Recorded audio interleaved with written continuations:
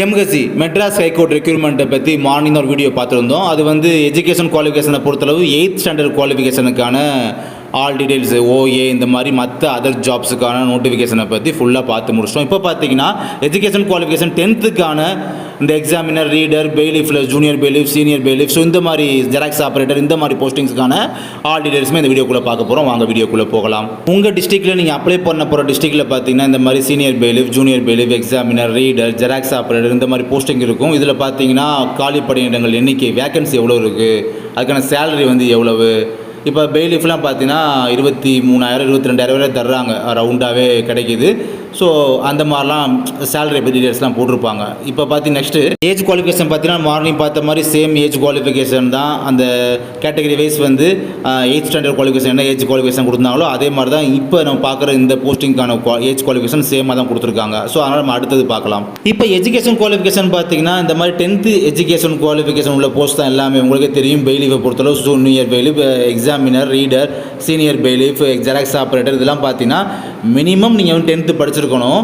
அப்படின்ட்டு அதுக்கு மேலே 11th 12th காலேஜ் டிகிரி இந்த மாதிரிலாம் படிச்சிருந்துருக்கலாம், தப்பு கிடையாது. பட் இருந்தாலும் 10th படிச்சிருந்தாலே போதுமானது இந்த ஜாபுக்கு, ஓகேங்களா? ஸோ இது படிச்சிருந்தீங்க அப்படின்னா இந்த ஒரு போஸ்டிங்க்கு நீங்கள் வந்து அப்ளை பண்ணிக்கலாம். எக்ஸாம் ஃபீஸை பொறுத்தளவு பார்த்தீங்கன்னா மார்னிங் பார்த்தோம் பார்த்தீங்களா, எம்எஸ்சி பொறுத்தளவு இப்படி தாங்க 500 rupees வாங்குவாங்க எவ்ரி போஸ்ட்டுக்கு. அதனால் பார்த்தீங்கன்னா அது வந்து பர்டிகுலர் கேட்டகரி மட்டும் தான் 500 rupees. மற்றபடி எஸ்சி எஸ்டி இவங்கெல்லாம் பார்த்தீங்கன்னா அந்த விடோ இந்த மாதிரி ரிசர்வேஷனில் வரவங்களாம் பார்த்தீங்கன்னா அவங்களாம் எந்த ஒரு ஃபீஸுமே கிடையாது exam fees. Next exam pattern பார்த்தீங்கன்னா கொஞ்சம் சேஞ்ச் ஆகும் இந்த 10th குவாலிஃபிகேஷனுக்கெல்லாம். அதாவது ரிட்டன் எக்ஸாம் முடிஞ்ச உடனே பார்த்தீங்கன்னா டேரெக்டாக அந்த வாய்மொழி தேர்வு என்று சொல்லக்கூடிய அந்த இன்டர்வியூ தான். இன்டர்வியூ என்ன நடக்கும், ஜஸ்ட் சிவி தான் நடக்கும், சர்டிஃபிகேட் வெரிஃபிகேஷன், அதாவது சான்றிதழ் சரிபார்ப்பு சொல்லுவாங்க பார்த்தீங்களா, அதுதான் வாய்மொழி தேர்வாக இங்கே நடத்துகிறாங்க, அவ்வளோதான். ஸோ ரிட்டன் எக்ஸாமுக்கு வந்து 170 மார்க்கு, அதாவது 170 கொஸ்டின். அதுக்கப்புறம் பார்த்தீங்கன்னா இந்த ரிட்டன் எக்ஸாம் செலக்ட் ஆகிறவங்கலாம் பார்த்தீங்கன்னா நெக்ஸ்ட் ப்ரொசீஜர் என்னது, சிவி சர்டிஃபிகேட் வெரிஃபிகேஷன் கூட்டிகிட்டு போவாங்க. அது பார்த்தீங்கன்னா 30 மார்க்கு ஒரு 12 மார்க் எடுத்து மினிமம் எடுத்தாலே போதும். அதில் நீங்கள் கிளியர் பண்ணிவிட்டு ஜாபில் வந்து என்ட்ரி ஆகிடலாம். இப்போ இந்த ரிட்டன் எக்ஸாம் பார்த்தீங்கன்னா 170 மார்க் சொன்னீங்க பார்த்தீங்களா, 170 கொஸ்டின் சொல்லி அதில் பார்த்தீங்கன்னா தமிழ் மட்டுமே 50 கொஸ்டின் 50 மார்க்கு, அதாவது ஒவ்வொரு கொஸ்டின் ஒவ்வொரு மார்க்கு.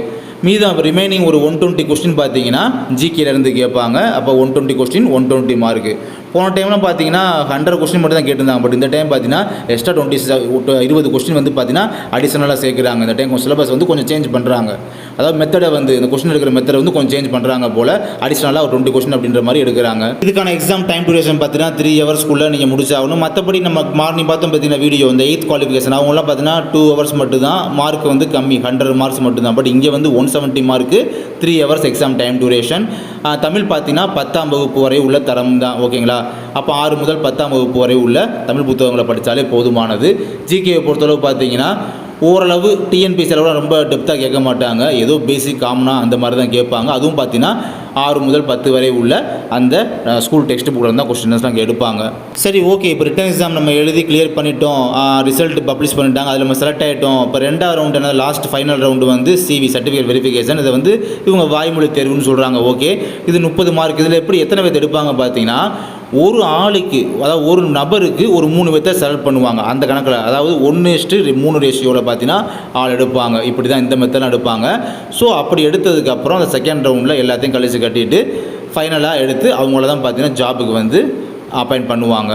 பிகாஸ் இப்படி தான் பார்த்தீங்கன்னா செலெக்ஷன் ப்ரொசீஜர் அப்படின்றது இருக்குது. ஸோ இதை பார்த்தீங்கன்னா அதாவது இந்த 10th குவாலிஃபிகேஷனில் உள்ள போஸ்டிங் இருக்குது பார்த்தீங்கன்னா எம்எஸ்சி, அதுக்கான ஆல் டீடைல்ஸுமே நான் சொல்லியிருக்கேன் இந்த வீடியோ. ஏதாவது டவுட் இருந்தால் கண்டிப்பாக கமெண்ட் பாக்ஸில் வந்து மென்ஷன் பண்ணி வைங்க. அதுக்கான வீடியோ வந்து ஃபியூச்சரில் நம்ம வந்து பார்க்கலாம் என்ன ஏதுன்னு.